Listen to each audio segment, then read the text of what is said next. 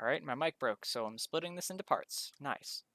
Okay, so anyway, Imperius is good against melee, shits on Dahaka. And then you get Hanzo, which is really good for the Anub'arak Tyrande stuff and Imperius. It's good initiate, good poke, and good vision control. You have good vision control with Tyrande and Hanzo, so that you can scout for these dives and stuff like that. They pick Hammer. Okay, here's the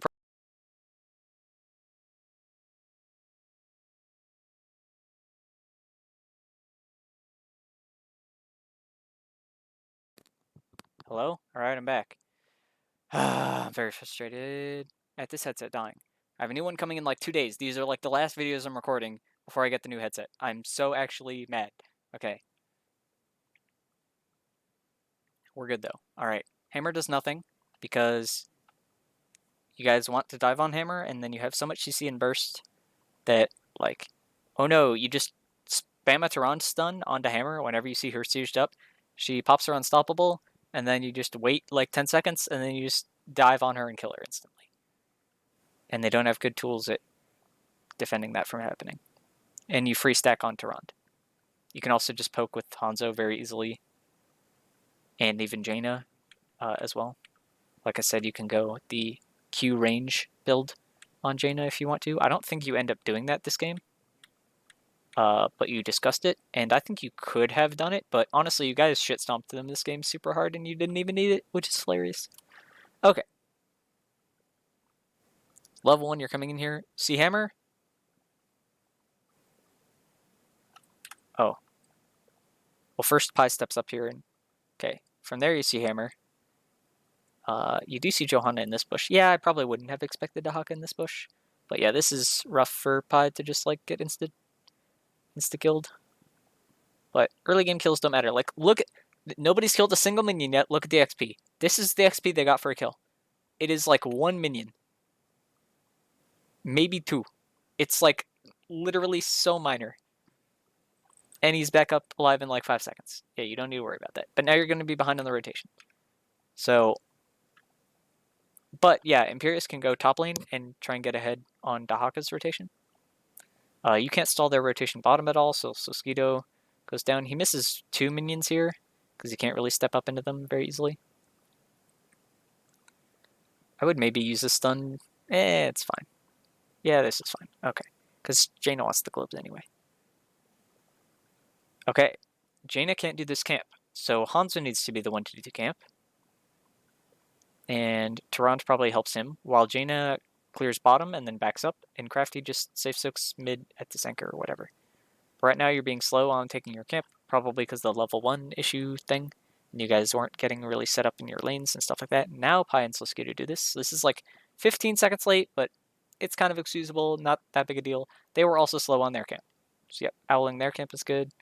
Now they're on it, but they're even slower than you guys are.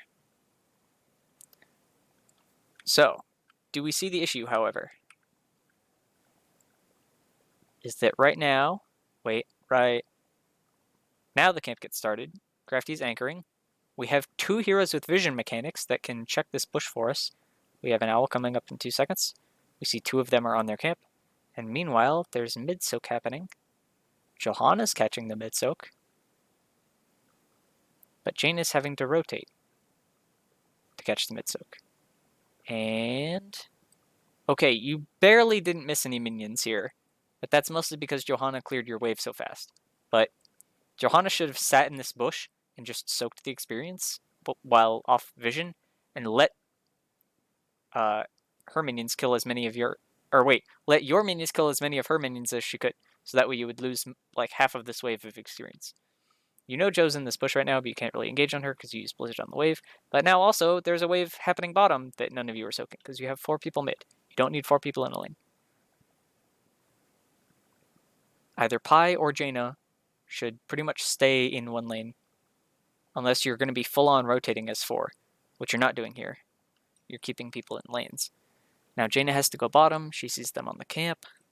Bottom. I think you would rather have Jaina stay mid so that she could drop a Blizzard on this camp and clear it more easily. And that way, and then Hanzo stays bottom. And he can also vision check on this bush. Jaina can't really check this bush very easily, maybe with a Q. See a Malfurion root. This was sad. Rabid. We got rooted. So here, we're hard engaging on the scamp. Why are we fighting over the scamp? What is the benefit? The benefit is we get the camp, sure. We also don't know how many people are on this, really. We have no vision on it. We have an owl. Solskito used the owl. We have this owl from mid. Like, we're mounting up. You could even wait 2 seconds, owl, and then mount up. And that way you would at least know how many people are on here, waiting to kill Crafty as he burrows in like a madman. Luckily, it's only Sergeant Hammer, and Malfurion's the one staying on the point like a dummy, and Thrall is in the lane doing something. Getting the soak that they should have been getting. So you're losing mid-soak maybe, but they were dumb. That's a good stun. Good Blizzard. This Blizzard could have maybe been slightly more back to hit the Hammer and the Malfurion, but it's also zoning off the Thrall, or the Johanna, which is pretty good. This stun makes sense, but I think you want the stun on the mouth, even though this is a free stack and it gets him to use the Unstoppable. Maybe this is good too. Yep, now you guys just call targets. These people are all running back. Hammer has already popped her Unstoppable, and Johanna's trying to push you guys back. So you either kill the Johanna or you dive and kill on the Hammer. But Crafty can't dive off the point because he's the one contesting the point. So now I think you want all your damage to be going on Hammer. She drops a root, so you guys can't really get to the Hammer. The Hammer unsieges. At this point, it's kill Joe, because she's out too far. Good predictive stun by Solskito. Good kill. You guys get the camp. One go back mid immediately. And the others, maybe do you have time to get your bruisers out? I don't know. But to me, this whole ordeal was like, we're being super aggressive for this camp. If they're on bottom camp at this time, I'm like, okay, they probably can't get their bruiser camp in time. So I'm going to send 2 people to get our bruisers, and our bruiser camp is going to do way more for us than this siege camp will bottom, in my opinion. They also have Dahaka in the closest lane to the objective, so they won't have a global advantage with this very easily. The thing they might be trying to do, and this is what they should be trying to do, is because Hammer is very, very weak early game, especially before level 7 when you get Hover Siege, is they probably can't contest you on the shrines, especially if you're set up on the shrines first. If Hammer is set up on the shrine, it's a little bit different, but Hammer is bot lane, and the shrine's top lane, and Hammer doesn't have a mount. Hammer has to walk to top lane. It's very slow. You cannot rotate as Hammer. Hammer has to sit in the lane. And so, and as we see already in this fight, Hammer is very vulnerable if you use CC, because you have super long range stuff on the Hammer, is that he has to just unsiege and back up. So he can't probably ever contest and they can't win the top shrine. So what they'll try and do is take this bottom camp and then just push bottom, and while you guys are winning the shrine and getting top fort, they're just going to trade you bot fort, or bot wall or something at least. And basically they're just going to try and counter push and trade evenly for the first shrine at the very least, if not the shrines until probably level 7 or level 10. So this does kind of stop them from doing that, but it also stops you from maybe winning the shrine as hard. But it works out pretty well. So like, and that's mostly because you guys are better in the team fight and they were dumb, their positioning on that and everything. But yeah, you probably lost some XP mid. They lost way more XP mid, right? Like they died, they gave you kills, and there's still like 3 people bottom defending this one camp. Meanwhile, you cleared their camp mid, and they're losing all that soak mid, and you're like a full level up at this point. Because you let your enemies outplay themselves. Although you kind of outplayed yourselves a little bit. Crafty, you do not need to E on this thing. Like, you're rotating, you could just keep walking, just stay mounted. Almost, honestly, like, the more often you're mounted on a tank, the better. God fucking damn it.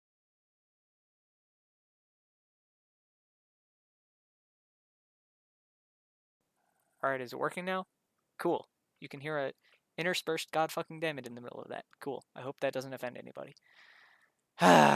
This microphone. Okay.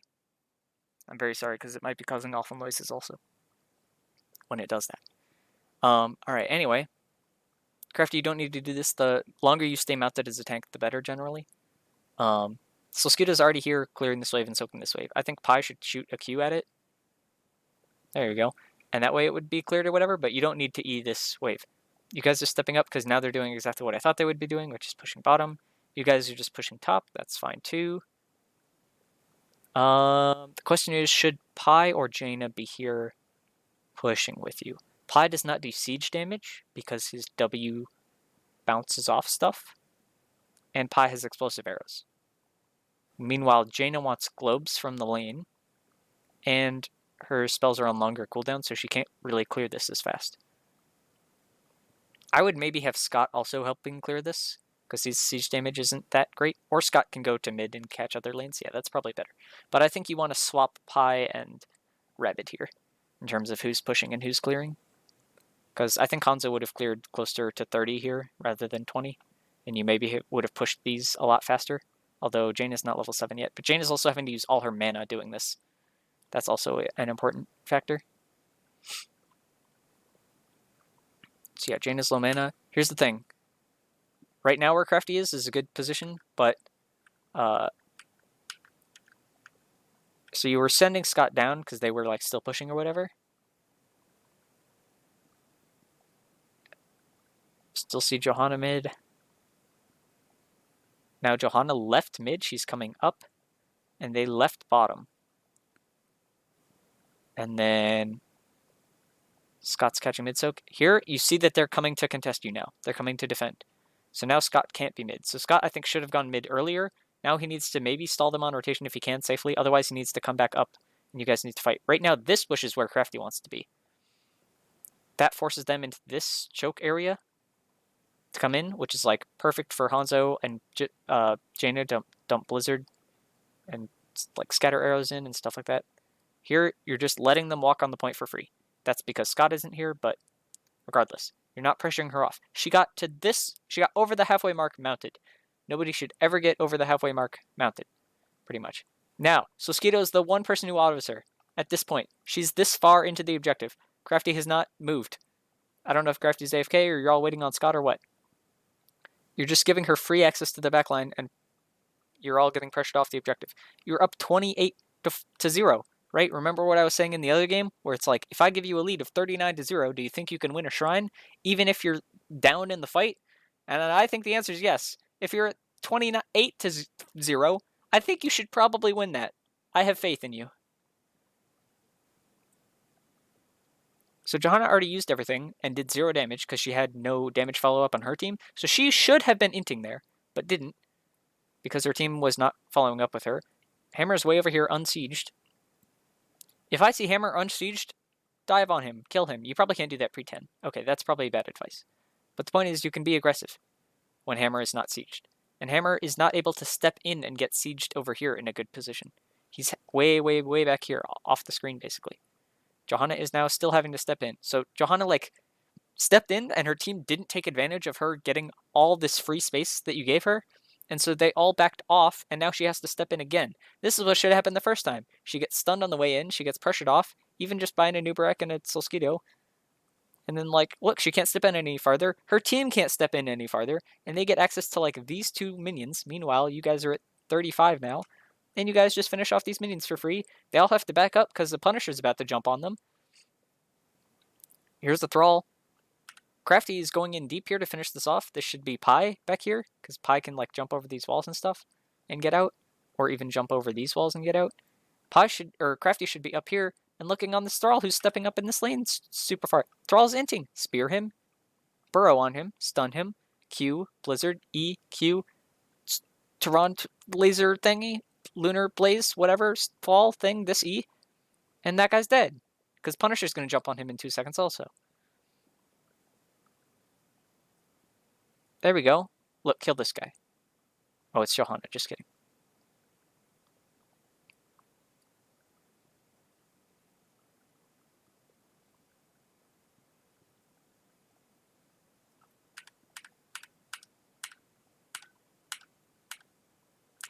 Way back here, Rabbit also, I think, went back to tap because he was such low mana. Let me see. Does he go do that? Oh, no, he doesn't. Okay. He almost needed to, though. Anyway.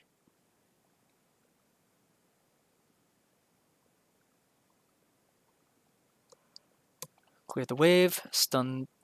Crafty, go dive on this guy. He's dead. Crafty. You guys need to call out the hammer unstoppable.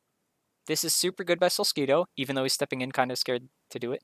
Okay, he gets stunned. I think, did he already use unstoppable? He didn't use it there.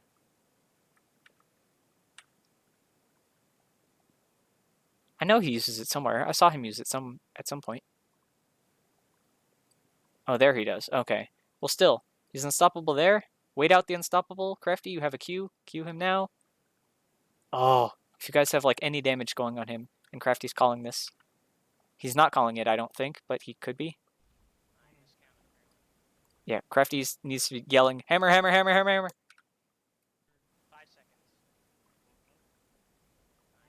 If Jaina had gone the longer Q range, she could have queued him there, maybe. Either that, or Crafty needs to go on the Joe, so that you kill her.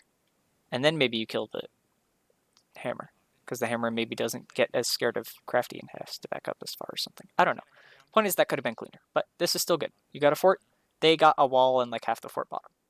And you're also still ahead in experience, but not ahead as you were. But they have Dahaka, and they sent Dahaka to dig bottom during this. If you see Dahaka's bottom right now, and then goes to mid, I think, to get the soak. Yeah, so now he's mid. So because they have a global, they'll be ahead of you and soak a little bit, or they'll catch up and soak a little bit. Here you can get like one tower and then maybe leave. You do have an Uberek Beetles in this whole wave. Yeah, now is a good time to leave. Perfect. Okay. I'm ahead for level 10. I just want to play safe. That lane is out really far. Dahaka probably doesn't have a dig. I don't think you should invade here, but I think getting this camp is good. And then I think, like, looking to get bottom camp here is good. Crafty is anchoring out kind of far, though. I think he should anchor over in that bush or this bush or something. He'll have the wave pushed up here. But basically, you just want to see their rotation. Right now, they can't engage, though, because they're alone and have no damage. So you guys can sort of stall rotations here, but yeah, this is pretty good by Crafty, actually. He plays this pretty well, because they're only going for their camp. So now, clear this wave, dive on them. All 5 of you. Scott is in range here. He can, like, you guys will have 2 camps pushing the lane. Your goal is not to get the camp. Your goal is to kill them. The camp is a accidental byproduct. If they cap the camp and then into you like this, Crafty dive on this hammer. They are not allowed to walk through this lane while they don't have vision of who's here. And hammer's mid. They have no way of defending if Crafty dives on these guys. So right now, Crafty needs to be like here or even stepping in, and you all need to be running up through here. Make them walk the long way around so that your camp pushes for free. They're level 10. They're not allowed to do this. You need like 1 minion to hit level 10. You'll trickle to it in a few seconds. But the point is, you can dive on them, and then you'd be level 10 right now in the middle of killing them. Then you can lock your abilities and go kill them. So, Hammer was mid, Dahaka's now mid, which means where is Hammer going? Is Hammer going top, or is Hammer coming bottom? My guess is Hammer's coming bottom. Oh, look, a Hammer.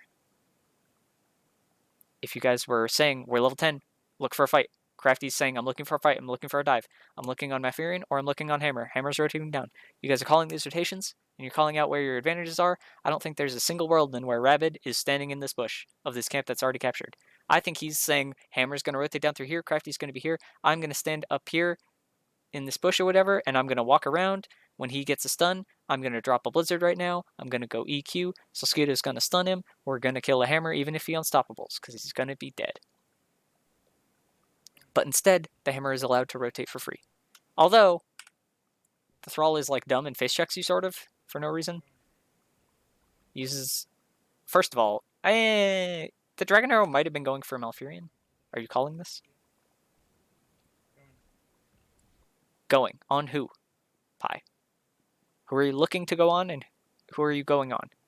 Because sometimes it changes. But it hits Thrall. Now Thrall is the kill target. Good predictive stun, good use of instant water elemental. This is fine by Crafty. Even though it misses, he's body blocking now. He gets knocked away? Oh, by Hammer. But you still kill him anyway because of Starfall and the water elemental. Johanna's stepping in. She's crazy. She's not allowed to do this. Kill her. All of you. You could have killed her. You needed like 1 or 2 autos. Okay. Solskito, stun the Hammer. She used Unstoppable. Now Crafty, he's saying we can dive. Here's Scott. Guess who's unstoppable is down at this very second. Dive him. Kill him. Kill the entire fort for free. He had to unsiege. He resieged. He still doesn't have unstoppable. Go Crafty. Dive on him right now. Dive. You don't care if they're 10. He dies. He's dead. There are 2 people dead. Dahaka's top lane. Where's the bush that he's digging to? Is it one down here? Is it way over here? Is it up here? I don't know. But their hammer's dead instantly before the dig comes out. There. Okay. You didn't call this at all. Crafty, like, instinctively did this. Maybe he saw the unstoppable was down. But Soskito didn't call it. Crafty didn't call that he was going in, sort of.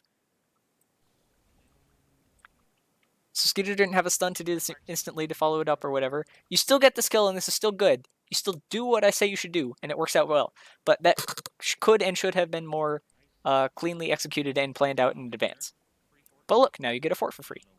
And they're level 10. And what do they do with their level 10 advantage? They give you a kill for free. Because they picked Hammer.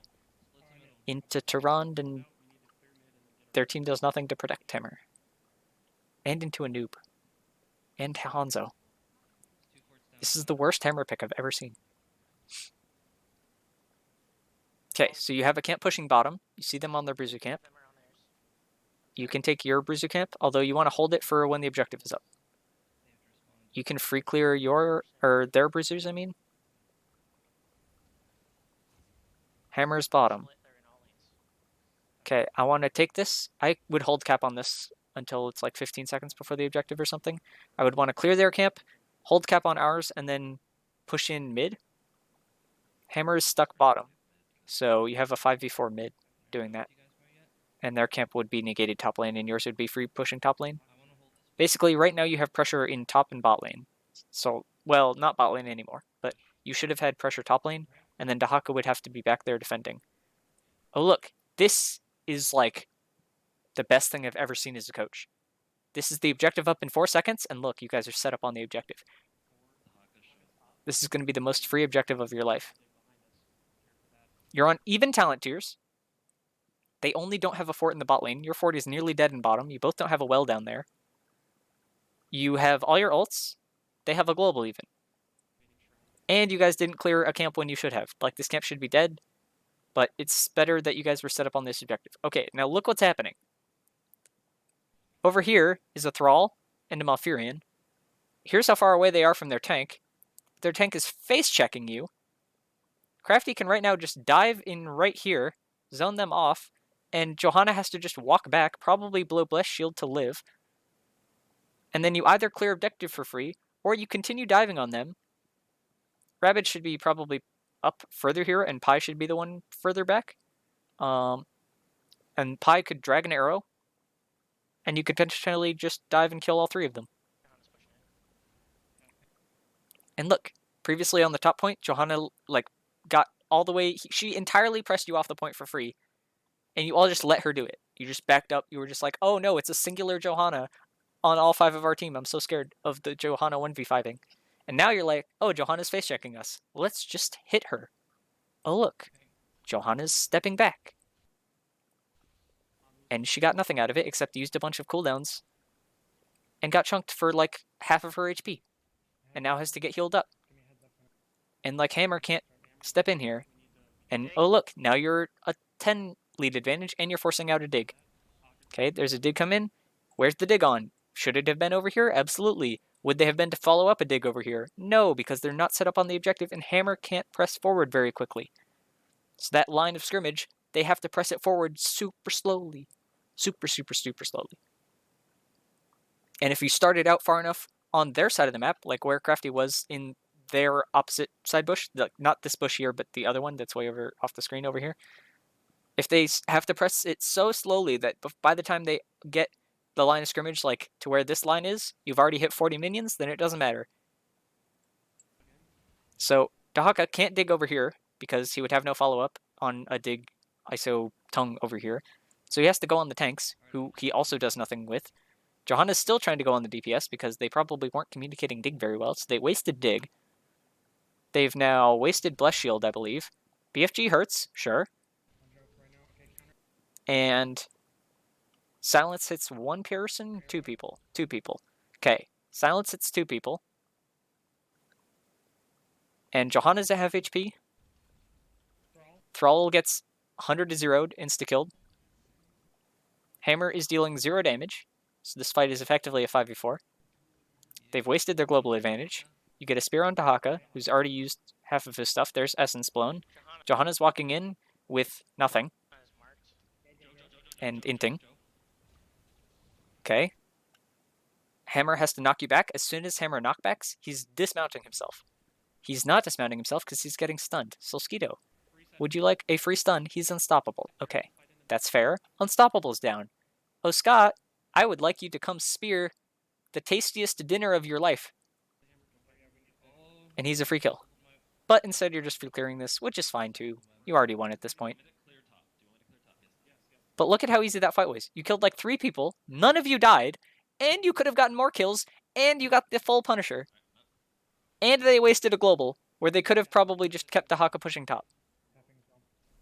And all because you were set up on the objective 4 seconds before it actually spawned. And they were nowhere close. And Johanna, like, they outplayed themselves. That is exactly what they will do. They will outplay themselves. Was there a world where they maybe get a dig off in the back line and burst you somehow with BFG and Dream and something, and I don't know, and somehow turn a fight there? Maybe, but you're putting the burden of execution at a very high bar, and it's all on them.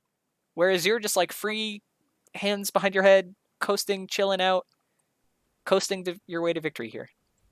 This is a good owl to scout for a flank. Scott should be here because I think you're up a talent tier. You can look for kills beyond this. Like right now I'm stunning that Hammer as Solskito and blowing his Unstoppable for free.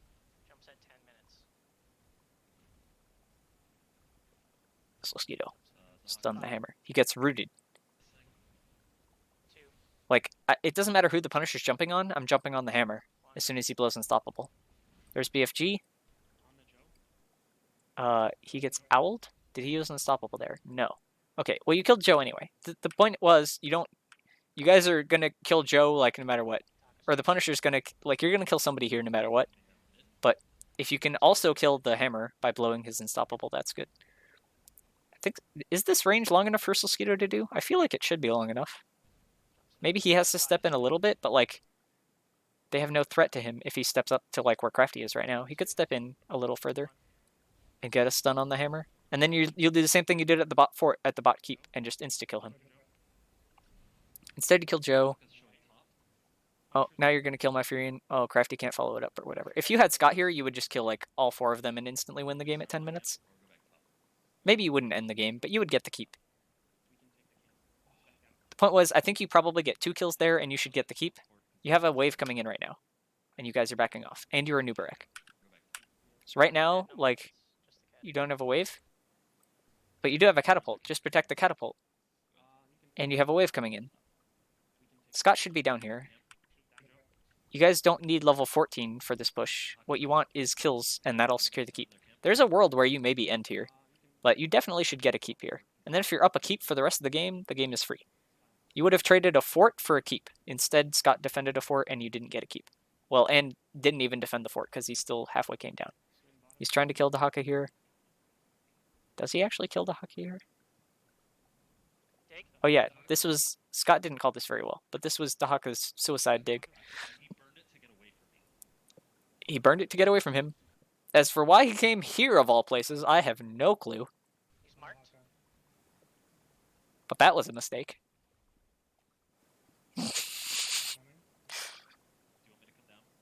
Imagine how tilted the enemy team is right now.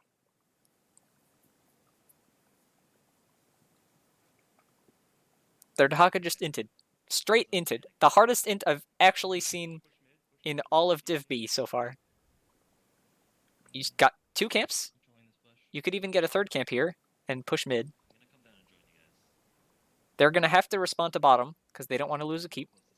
You would free push mid down. You would be up 16. Okay, Solskito. Don't use stun on the towers. Use stun on the hammers.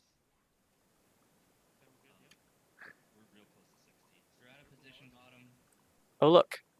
Just be patient. Wait for the vision. Pi could even Sonic Arrow this. Or you could owl it in 2 seconds and try and find the hammer. And then stun him. And if you get him to blow his Unstoppable and Crafty's over here, he maybe dives in and you blow up a hammer and get 16 instantly. This here also, if Crafty's saying you guys should look on me or whatever, Rabid's in good positioning, Pi is not in good positioning. Here, maybe you just cocoon the Thrall so that your team can be ready for the follow-up to it. Or you just don't queue, wait until you see which way he's like committed to walking, and then dig and then Q or something like that. The Q is kind of fine. I mean, you still kill him here, but and you get a Earthquake out of it. You don't get the Tehran stun here. Oh yeah. Maybe there's a world where I blow Dragon Arrow here to kill him after this burrow happens, but you definitely want a Tehran stun here. Oh, you can't because it was on cooldown mid. Yeah, that's okay. Yeah, I maybe would have Dragon Arrowed here just to secure the kill. I think you missed a Hanzo Q. And now you're trying to get in range for a Tehran E. Yeah, you can't because you're having to back up because of the Earthquake. Still not the end of the world. You guys are still up 16. They can't defend you mid-fort because you can just dive past it. And Dahaka's top. And there's no good bush for him. You're getting bot soak. Yeah, get your camp. You guys could have got your camp way earlier here, I think. Instead of like going to push mid here. I think after you get bottom camp, now is the time. Just get this camp on your way and then push middle. And that way you would have two camps pushing mid here. And you would pretty much push down the fort with that, I think. So yeah, after you get this camp, Johanna's out really far. You're 16. They're on their camp. Yep, Johanna's not allowed to be out this far without her team. Good spear by Scott. Mwah, beautiful. 1 sec, I have to sneeze. Oh, maybe not. Okay, I'm good. So yeah, the spear hits or whatever. She blows unstoppable. Just wait out the unstoppable. Don't try and blind stun Solskito or raw stun or whatever. Wait for somebody else to CC first. Like, I hate this mic. Okay, is that she's going to be slowed by Rabid, and then she's going to get CC'd by something else. Crafty still has both his CCs, and then you can guarantee the stun out of this, which pretty much happens after this, but it's fine. Did she use Bless Shield here? What the fuck? Oh, she Bless Shields on Scott, and then it goes on Crafty, but he's unstoppable. That's lucky as fuck, but also hilarious. Alright, but the point is she dies here, even though we missed a stun, but that's fine. And they peeled off of their camp. Oh no, they didn't. Okay, I lied. Sorry, team. Alright, stun this guy. Solskito, stun this guy. He is not allowed to be sieged up while you are on the map. Scott gets tongued. Good cleanse, but also Crafty. You're looking on a Malfurion here. Or a Thrall? What are you doing? Or you're just trying to peel? I don't know. This is a little bit over-aggressive or whatever. He used his knockback. We got a stun here. We got a stun follow-up. No, still stun the hammer. Good.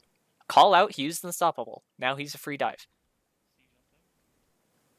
Scott spear. Crafty. Thing. Dragon arrow. Thing. Starfall. Kill him. Kill the fort for free. Dive him. Kill him. Murder him. Alright, he has to unsiege because he doesn't have his unstoppable anymore. You still get the mid fort for free. You're missing a kill though. Bot keep should be dead though. Now you guys go get your camp. Scott clears their camp. This is good. This is kind of what you should have done earlier, but it's fine. You guys figure it out. Johanna's bottom, Thrall is bottom. Top is free. Scott can go soak mid. Top is free. You're winning top. Scott sees them all mid. You're still seeing them all mid. Still seeing them all mid. Top is completely free. Still seeing them all mid. You're giving up mid fort because you're going to get a keep. Going for Dahaka.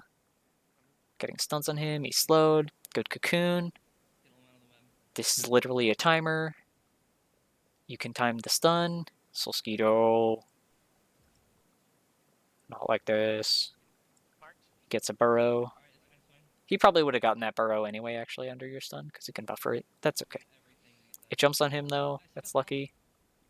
Okay, you're trying to kill, like, the tankiest person on their team, though, who literally has 2 health bars. Johanna's also stepped up really far into you. Scott gets pulled, I think, here. Yeah, and has to spear out. So Scott dies. Mosquito takes a lot of damage. But the point is you get this keep. Jumps on people, watch the BFG. Now you can get out. So if Scott doesn't die here, and you guys just played this a little bit slower and maybe look for a kill somehow, maybe you end here. Like, this Punisher is still pretty healthy. And imagine if this whole time, this game, this bot keep is dead. And that they're having pressure and having to defend bottom. And then maybe they don't defend top as 5, maybe they have to defend top as 4, or something like that. Taking this camp is good. Then you take the bot camp after. Good. Take your other camp. Take your other camp. Hammer is never going to face check into you. Hammer does not rotate. They're going to have to defend bottom eventually, but they'll defend it at their keep wall. They're not ever going to defend it by coming like around this way through mid or whatever. Yeah, just clear the camp. See, they're just going to defend the keep wall because they're super, super behind. You also don't want to fight them at this point anyway because you just want to get 20. Here you're like trying to fight them before 20. You find them. It's before 20. This fight is dumb. It goes horribly wrong. You lose 2 people. Don't fight before 20. I already yelled at you guys for this, but it's fine. You almost throw their way back in the game. They kill a wall. They kill a keep. You're tied on keeps, but you could have been ahead of keep, but it's fine. You're still ahead for 20. Okay. They're also going to be 20 in time for the objective here. So, see that they're on this camp.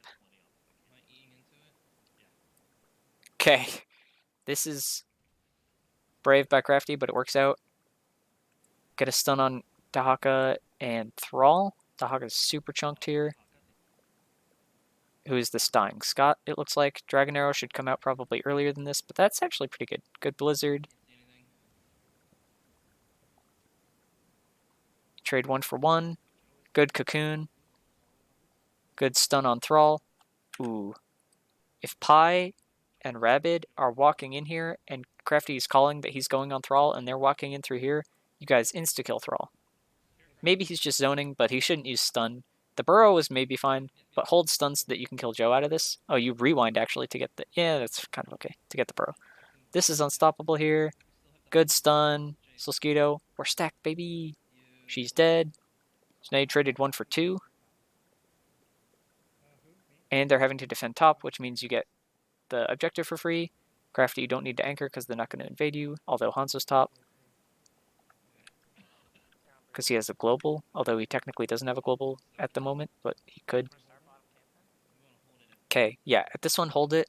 I think there was one point earlier in the game where you guys should have held it and gotten other camps. I could probably look at that earlier, actually. Hold on, let me find these, because these are kind of important.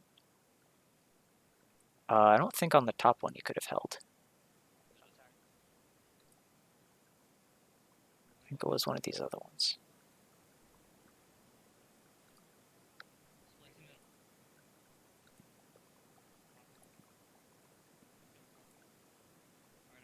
Yeah, it's here. Okay, here the objective's up, right? You super won this fight. You're at 38 right now. And this objective is going bottom. Oh, this is how you could have gotten the keep for sure. Yeah. You wanted to get this camp. Hold at 39, get the bottom camp, and then push with the camp and the Punisher. And that's how you secured the bottom keep.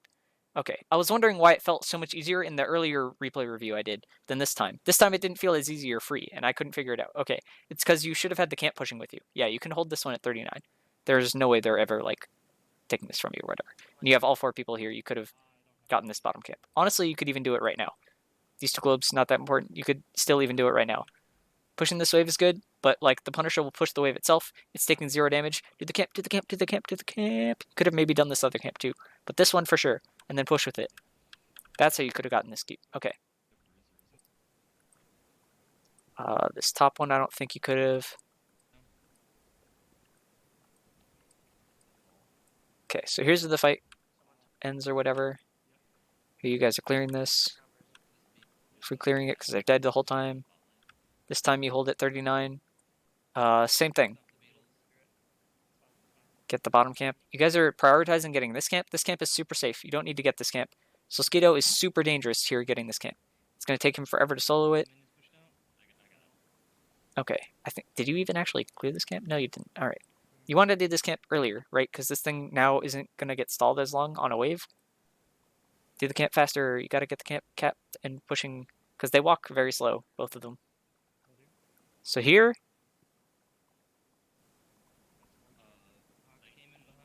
the Hawk is flanking. Yeah, he's zoned off. You don't need to use stun here. Like, you saw him burrow or whatever. He's... Okay, he popped unstoppable. Imagine if we had a Sliskido stun right now.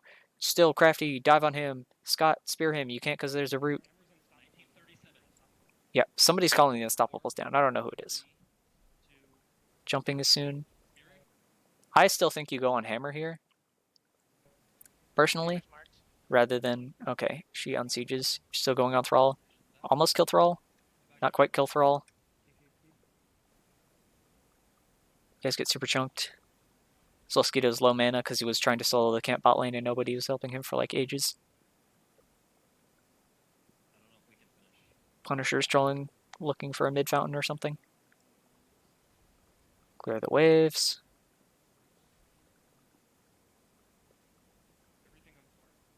Good cocoon. Yep, just hit core. As long as you protect Rabbit here, like, the core will die. Good stun. Yeah, this is good call by Crafty. Rotate out of the hammer range. Playing on the side. Blizzard's down. Just protect. Rabbit. Yep. And then die for it. Good. So yeah, this game was good. This keep should have been dead way earlier, and then obviously if you imagine this keep is already being dead when this Punisher comes in at 100%, then like this thing just runs to core and the game's over, right? And if you guys don't throw on the fight for, like, they shouldn't be 20 here probably also if you don't throw and fight before 20 and stuff like that. And you maybe don't lose a top fort if you clear a camp earlier before the objective or something. Those are the main things, takeaways of this game. Basically, this game, you got 3 OP heroes in draft, maybe 4, arguably 5, honestly. They picked Hammer into a bad comp, did nothing with it. They weren't set up on objectives, they didn't play macro very well, they didn't use global very well.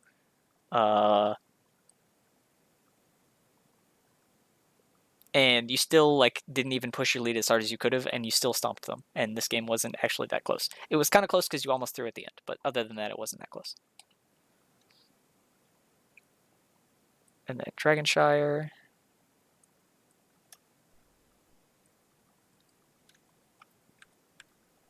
Here you ban Zeratul. Then Kel'Thuzad. Here you had the ordering just fine the game before. Ban Kel'Thuzad first, because maybe they ban Zeratul, and then you get a free ban. But they're never banning Kel'Thuzad, so you don't need to hold the Kel'Thuzad ban. Let them ban what you want to ban anyway. Ban the lesser likely hero of the two that you think they will ban first. Hopefully that made sense. Okay, you first pick Jaina. Anna's open. Maev's open.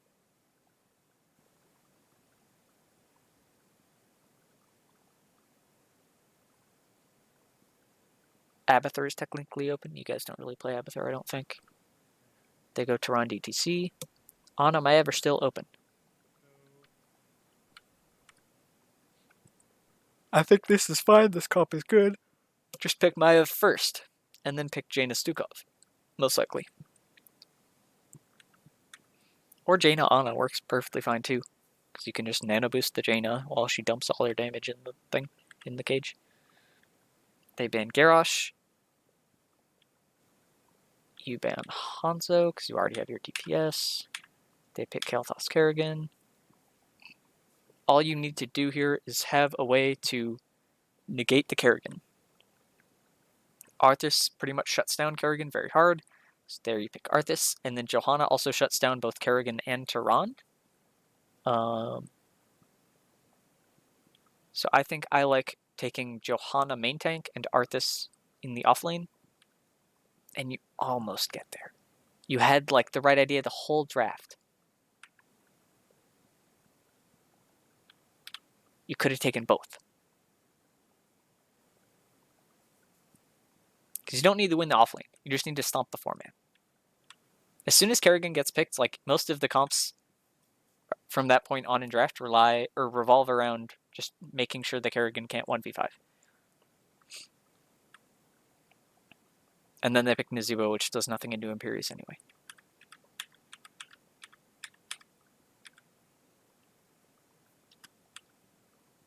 Whoops. I pressed 0 on accident. Okay.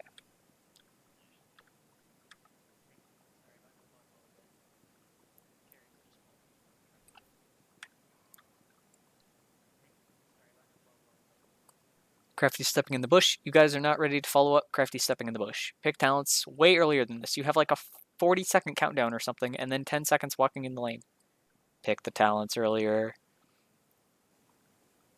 This guy should be silenced, tethered, pulled, blizzard, speared, and dead.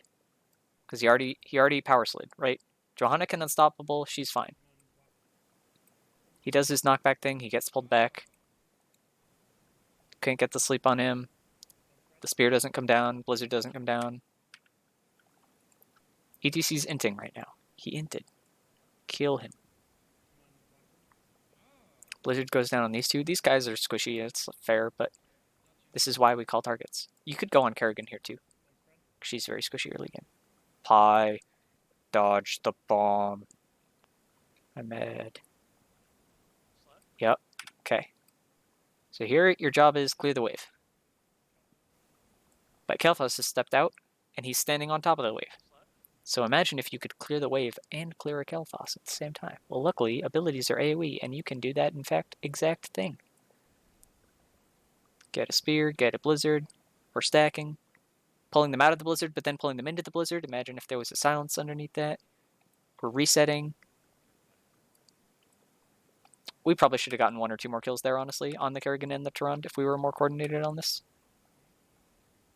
Because then Pi wouldn't have gotten slid here because UDC would have been dead earlier. And then would have gotten like 2 or 3 more Q resets and stuff and wouldn't have been chunked as much. And the follow-up would have come earlier for the Blizzard and the Silence maybe. I don't know, but the point is it's fine. You guys did good. Okay, so now you're going to bot wave. You missed some of bot wave, but because you kind of got kills. It's kind of bad to chase some of those kills, but it's fine. I think you mainly just get the Kael'thas there, and don't worry about it. Okay, so now Jaina wants to get globes and sit in the waves. You need Johanna in the other wave to have wave clear in both lanes, because you can't probably rotate. While Maev does the camp, and then Stukov probably helps either the Jaina or the Johanna, probably the Jaina. So you probably want Stukov and Jaina bot lane, while Pi is on the camp and Johanna mid. Mid is the more gankable lane, right? Because you can get ganked by like top laners, and Kerrigan's going to be in the bushes and stuff like that mid lane if they're stepped out to clear the lane. So Johanna's in the mid lane because it's more gankable, and she's safer by herself. And Jaina can be bot lane and then play back. And like Kerrigan's not going to come from up here, and she probably isn't going to come from these bushes, or it's a very narrow area that she's able to come and gank from. Oof, Kerrigan combos. So you guys are not on your camp instantly. If you're on your camp instantly, look, there's 4 people in bot lane. You would have a camp pushing. They would not have a camp pushing. You would have a free advantage of a camp that they would have to defend while not able to take their own camp. So now Skittle's getting this. Johanna's anchoring for like an imaginary invade that isn't going to happen. And we're missing mid-soak. Common issue. We're missing mid-soak. We're missing mid-soak. Now Johanna goes up to catch it. But it's late, we missed a few minions probably. So what we want to have happen is Johanna be catching this mid-soak. The wave clear is bottom. You can see if anybody's going to come through that triangle area, because the wave is going to be pushed up bottom because it would be cleared sooner, and the mid wave would be cleared sooner. And then Johanna could be coming down right now instead of having to clear the wave. And if Johanna can come down, then she can be flanking from this side while mounted, or just come down and face check in from the right side here. And so Skeeto wouldn't have to face check because you would have a tanky person face checking. And then they can't defend the bottom point because they were slow on getting on their camp. So now they're on their camp. You don't need to invade it here at all. You just need to hold bottom. Scott should say whether he's winning top. He is winning top because it's in Zebo before level 4. And then right now you could leave Johanna bottom while the 3 of you went up to mid, and then 3 of you could zone off a Kerrigan. Johanna can't solo zone off a Kerrigan, however. So Johanna's going to get stalled. Watch this bomb. Okay. Clear the wave. Watch out Rabid. Okay, we dodged the ETC slide. Bait him in. But we want Johanna down here to fight. As long as Kerrigan is mid, Johanna is never going to get a cap. So either you're stalling bot lane off long enough, in which case you're not looking for kills, you're looking for holding this point, and you're having these two 2v1, after they got a kill, which works perfectly fine. Scott got a kill on his own. You can 2v1 a Kerrigan, probably. So you're not looking for heals, you're just looking to hold the point, so the three of you need to be standing on the point here, which is tough against a Kael'thas, because it's all AoE damage. Or, Johanna needs...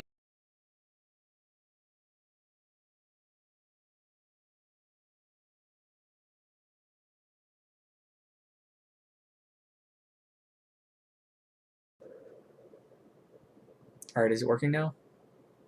Sort of? Okay. I'll probably sound different now, because it's messed up, but whatever.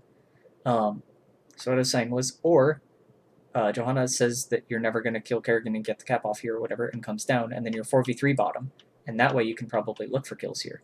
Because then you don't need to hold the bottom point because you're not looking for a cap anyway. Did Pi trait this spawn correctly? I think he did. Claps for Pi. Spread the heal to Pi.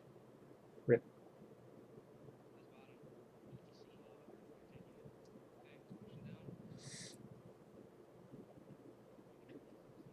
Yep, so this is good. Rabbit can step up and blizzard these two minions and EQ.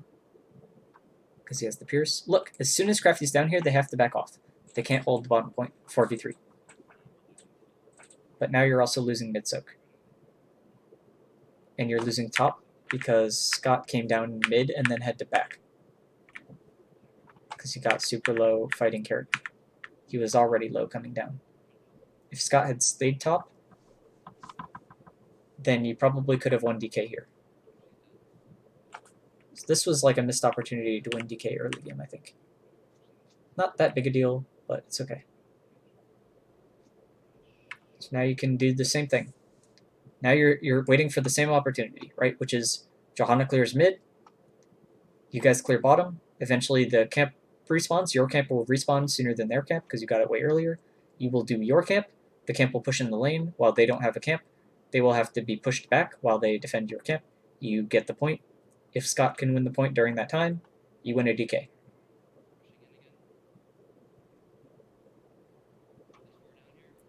Your Pi is going mid. Pi is also not very gankable, and this way you have a Holy Trinity bot lane, so this is kind of fine too.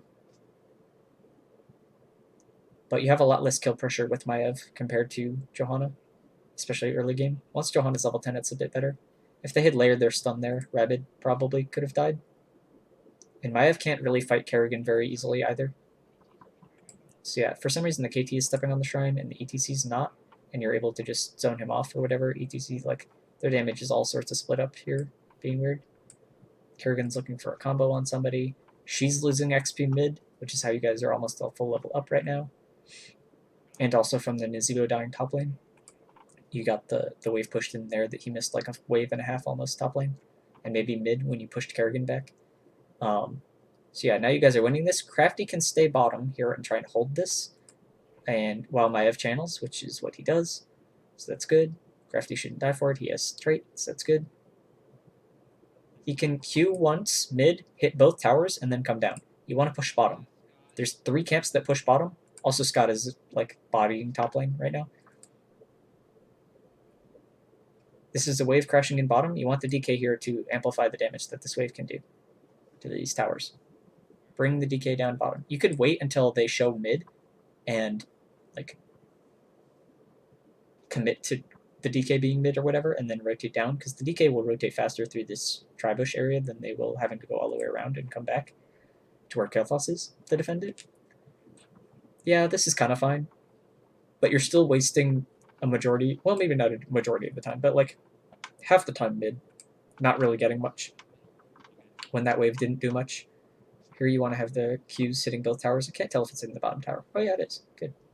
Yep, just do this over and over again. Wait until you have a wave come in. You tanked 1 extra tower shot there, but that's fine. Step in Q. You can knock away ETC. Don't knock away if he's near enough to the wall, though, or this happens. Then you take a whole bunch of extra damage. With the bottom tower. Right now you're having 2 towers hitting you and your wave instead of just 1. This thing is expiring soon. You're Maiev, so it's a little bit okay, but you can shade and then trait and then take the shade and be pretty safe out of that. So I think you could have gotten the well bot lane also from that, but it's not too big a deal. So yeah, now you're getting your camp. Scott is coming down to soak. He doesn't really need to do this, but it's okay. Here, a better option, I think, would have been to get bruisers out, which will help Scott completely destroy top lane, and that will live long enough that the bruisers should be alive while the next shrine altars are up. And then you can come down after you get bruisers, and then get your siege, and then have your siege in the lane again while the shrines are up, and win the bottom altar. And then because you still have the bruiser pushing top, you should probably win the top altar, and that way you'll win another DK straight after this. But you'll have to time these out. Doing this way is okay too. It just basically means that the siege camp won't be up while the altars are going to be up. And Maev is like super far out here. I don't know what Maev is doing. You guys instantly left. Like you got the scamp and then left. Like you're not pushing with the scamp. Maev is a melee hero. You're not going to push with it. You're as siege anyway. Like Maev can be mid, maybe looking for a pick or something on Nizibo top lane. But there's nothing for Maev to do bot lane right now. So you're just out pretty far. You almost got ganked. You got out, but that was just a really weird position to be in.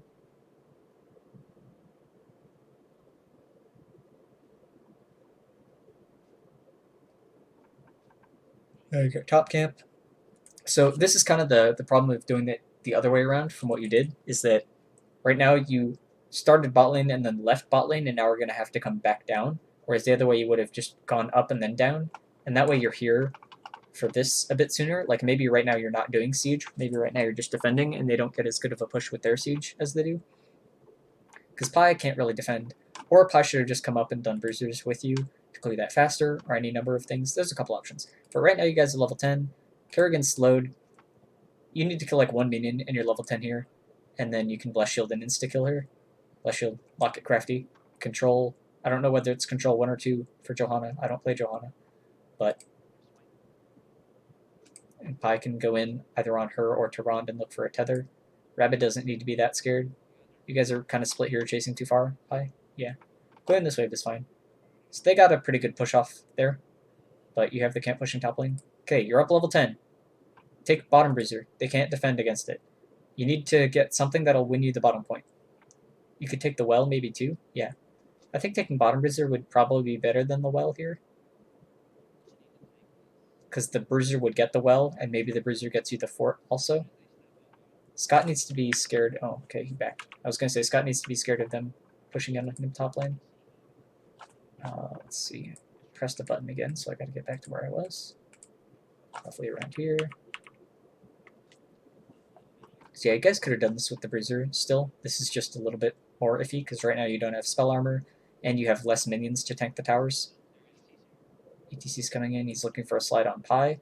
Pi in the future, right now, for example, shade out, and then trait after, and then you can take the shade while you're in your thing or whatever. You get out here, but yeah, the shade can travel while you're in your trait instead of the other way around. That way it's just a bit safer for you. So yeah, here you win bot shrine. So Scott here for some reason is coming mid. I'm not sure why. He's trying to get the mid soak. You guys are already level 10, and you don't really need the mid soak. You can get the mid soak with the DK that you're about to win. The shrines are spawning. Scott needs to be heading top. Like you have the bruisers up there. The whole point of getting the bruisers is winning the top shrine. You're going to win the bot shrine because they won't have a bot fort, pretty much. Scott coming down here does help with them potentially diving and looking for a kill on Crafty or Pi. But it also means that they get top shrine right now, and you guys don't win a DK. So I think if you had gotten bottom bruisers, you would have been slightly ahead in experience from where you were. Probably killed bot fort entirely, and Scott could have stayed top, and you guys win DK, which then pushes down mid or gets keep wall. And at that point, you're super, super, super far ahead in this game. Kerrigan misses combo. They're looking to engage on you again. You're still trying to poke down with Rabid's Ice Lances. They're losing soak mid by doing this. They're going to win back bottom. Not the end of the world for you. Scott's winning top again. Yep. You can let them push into you. We're not in any rush. Scott is going to win top all day long. You guys don't have ults also. They're probably on bottom camp. Good checking the bush. Scott dies. That's unfortunate. Now you need to choose whether you're winning bot lane or you're going mid. Do you think you can win bot? It looks like it's just ETC and he's out of position. But here's the problem. Is I think they're on bot lane. You see them kill bot camp or whatever. You can't continue stepping in if they killed bot camp. You guys need to call this. Sosquito is rooting himself. You guys are stepping in further in the lane. If I'm in ETC, I'm moshing right there. Yep. And Kerrigan's getting a combo on Sosquito. I'm going to insta-kill him pretty much. They insta-kill Maev and kill Sosquito. And almost kill Crafty. Or Rabid. Yeah, they do kill Rabid. So yeah, that is unfortunate. So that is a byproduct of Scott could have probably called that he was losing top here. And you guys probably should have called that they were going to be on bottom camp. You guys maybe should have pushed in mid or something. Or I don't really know what the good answer is here. Pretty much the answer is you need to kill bot fort and take the bottom camp earlier so that they can't take the bottom camp right now. And that way you would have control of the bottom shrine this whole time, most likely. But instead we get caught. Luckily we don't stagger deaths too bad. And they just push in bottom. They get DK. They're still pushing in bottom. You guys don't have the best DK defense comp. Pretty much only Jaina is able to do decent damage. Imperius isn't bad too, but it's kind of dangerous against an ETC. Sosquito, you can't root yourself when there's a Kerrigan and a Tyrande and stuff. Yeah, that was super spooky. They should have been able to kill you. Gotta watch for the KT bomb spreading here too.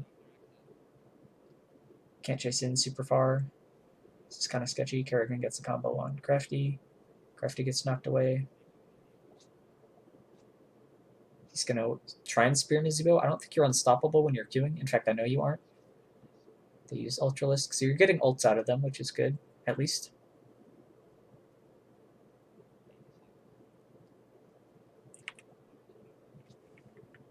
So you lost the keep. It's pretty bad in this scenario.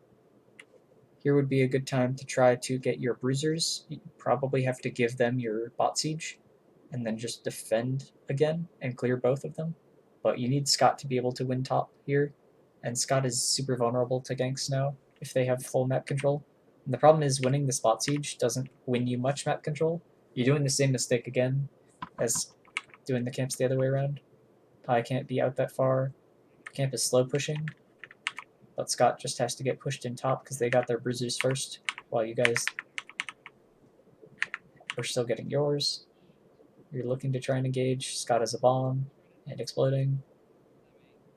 Call bombs better. ATC's looking for a slide mosh. Lose that fort. You're winning bottom right now and bot fort's dying. You won't win top, but you can go win bottom shrine and go merry-go-round, run them around the map from here on out. Here, for some reason, you're stepping out, clearing mid. You guys need to go to bottom altar right now and win it, and then back off. That way they won't be able to get DK. Or Scott needs to be beelining it to top altar and winning that. Okay, he gets there in time. They don't win DK. But like, look at how you guys have to position out on the map as preparation for this. This is super scary. Now you back up. You don't know where they are. Scott has to come down. They owl top lane. You guys have no map control. They can just send one top lane. You guys have to go in on bottom. They're up 16 though. You don't want to fight them, but you kind of have to fight them because they get to top before you can ever get to bottom. At this point, right now,